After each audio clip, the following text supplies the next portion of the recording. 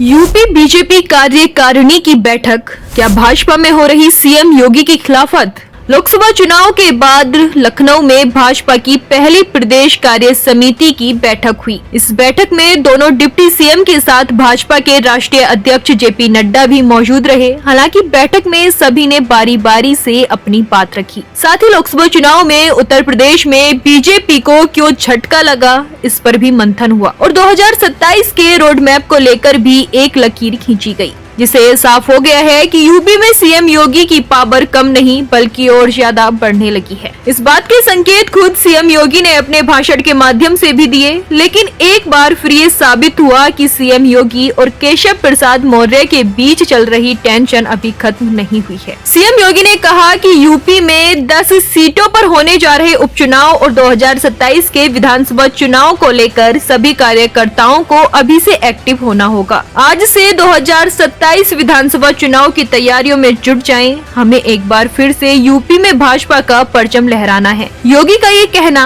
Party में और विपक्ष में उनके विरोधियों को इतना बताने के लिए काफी था कि उनकी टेंशन बढ़ी नहीं है, बल्कि 2027 यूपी विधानसभा चुनाव में वो एक अलग अंदाज में नजर आएंगे। कहा तो यहाँ तक जा रहा है कि यूपी विधानसभा चुनाव 2027 में सीट बंटवारे का पूरा दारोमदार योगी आदित्यनाथ के ही कंधों पर होगा। इस लिहाज से पार्टी की तरफ से योगी आदित्यनाथ को ये बड़ी जिम्मेदारी दी जा सकती है। बैठक में सीएम योगी ने लोकसभा चुनाव नतीजों का भी जिक्र किया। योगी ने कहा कि अति आत्मविश्वास के कारण ही हमारी अपेक्षाओं को चोट पहुंची है। इस दौरान योगी ने जहां विपक्षी पार्टियों द्वारा समाज को जातियों में बांटने को लेकर हमला बोला, तो पार्टी के कार्यकर्ताओं को एकजुट रहने की सलाह दी। सीएम योगी ने यहां तक कहा कि पार्टी नेताओं और कार्यकर्ताओं को सोशल मीडिया पर एक्टिव होना होगा, जिससे अफवाहों का तत्काल खंडन किया जा सके। योगी ने कहा कि सपा और कांग्रेस ने संविधान को लेकर लोगों में झूठा भ्रम फैलाया है, इसका हमको करारा जवाब देना होगा। वहीं बीजेपी के राष्ट्रीय अध्यक्ष जेपी नड्डा की मौजूदगी में योगी ने कहा कि प्रधानमंत्री के नेतृत्व में हमने यूपी में 2014,